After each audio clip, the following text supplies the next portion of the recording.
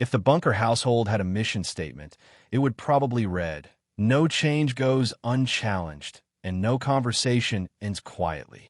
In this house, even good news needs to brace itself before walking in. So when Gloria announces she's pregnant, the words barely have time to settle in the air before Archie Bunker reacts like someone just suggested replacing gravity with a suggestion. A baby, to Gloria and Mike, is a future. To Archie, it's a disruption, one that comes bundled with opinions he did not authorize. At first, Archie does what he always does when confronted with joy that makes him uncomfortable. He pretends to misunderstand it. He asks questions that aren't really questions, just small verbal grenades tossed into the room. How long has she known? Are they sure? Did a doctor say this? Or is this another one of Mike's ideas? Edith beams with grandmotherly delight, already imagining tiny socks and soft blankets, while Archie scans the situation for danger like a man expecting a surprise inspection. Then comes the real problem. Not the baby, the plan. Gloria calmly explains that she wants a natural birth, and that Mike will be with her in the delivery room. The words land on Archie like an insult written in medical terminology. He doesn't hear support. He hears invasion. In Archie's world, childbirth is something that happens behind closed doors, preferably without discussion and definitely without husbands. The idea that Mike wants to be present makes Archie squint, as if he's trying to see a trick hidden inside the sentence. Mike, being Mike, tries to explain it logically. He talks about partnership, about being there for Gloria, about sharing responsibility from the very first moment. Archie hears none of this. Logic slides right off him. What he hears instead is that traditions are being questioned, roles are being blurred, and someone is messing with the invisible rulebook he's been carrying around his entire life. To Archie, this isn't about childbirth, it's about order. And order, in his mind, requires strict lines and absolutely no improvisation. Edith attempts to bridge the gap the way she always does. She gently mentions that things are different now, that fathers sometimes want to be involved, that it can be comforting. Archie looks at her like she just suggested rearranging the furniture in the middle of a fire drill. Comfort, to Archie, is overrated.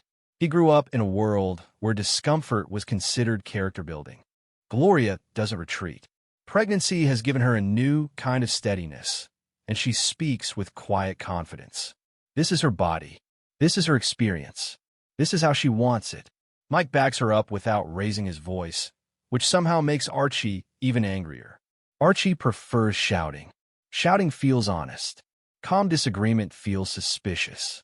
Just when the argument reaches that familiar bunker volume, loud enough to be heard by neighbors who have learned to tune it out, Archie introduces a second crisis, because one crisis is never enough. Archie announces that he doesn't feel well.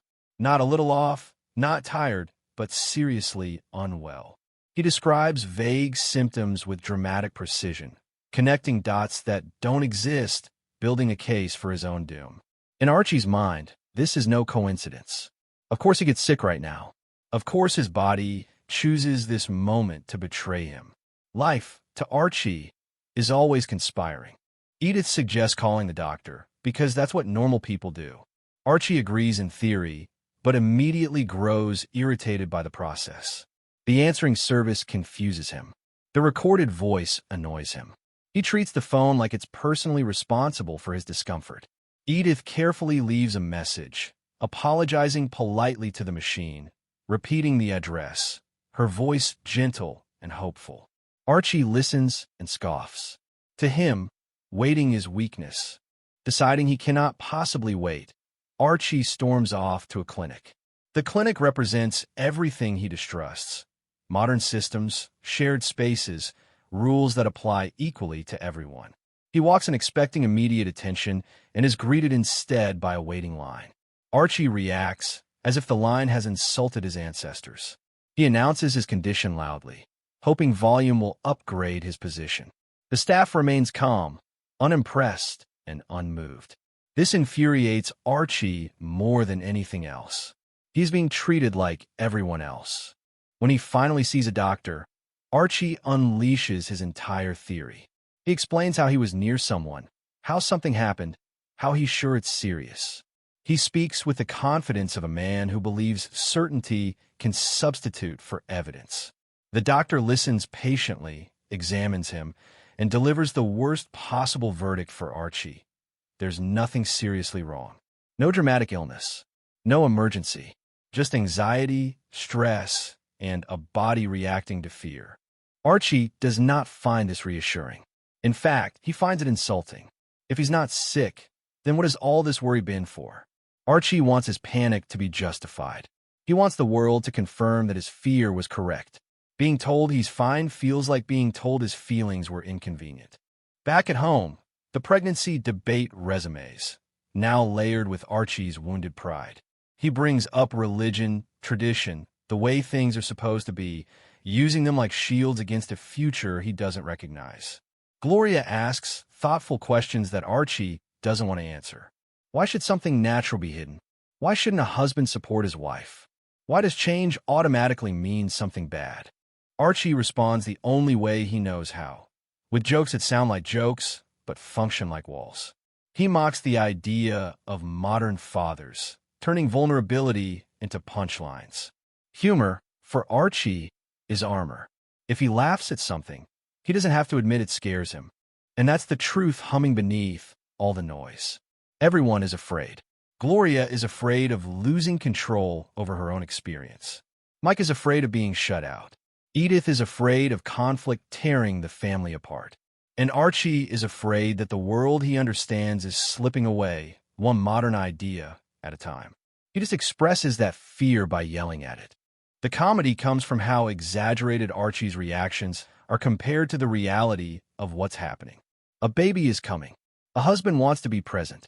Medicine is calm and boring. None of this is catastrophic. Yet Archie treats each development like it's the beginning of the end. He doesn't adapt quietly. He resists loudly. And still, in the midst of all this, something holds the family together. They don't walk out. They don't stop talking. They argue. Yes, but arguing in this house is a form of connection. Gloria and Mike stand their ground. Edith keeps offering kindness like a peace offering that never runs out. Archie grumbles, complains, and refuses to budge, but he stays in the room. By the end, nothing is fully resolved. The baby is still coming. The birth plan is still modern. Archie is still Archie. But the house hasn't collapsed. The family hasn't shattered. They remain a noisy, stubborn, mismatched group bound together by history and habit, and something that looks suspiciously like love. Because in the Bunker household, progress doesn't arrive as a quiet realization. It arrives as a fight. It arrives as discomfort. It arrives as an argument that goes on too long and ends without a clear winner. And somehow, through all the shouting and sarcasm, life keeps moving forward anyway, dragging Archie Bunker along with it, whether he's ready or not.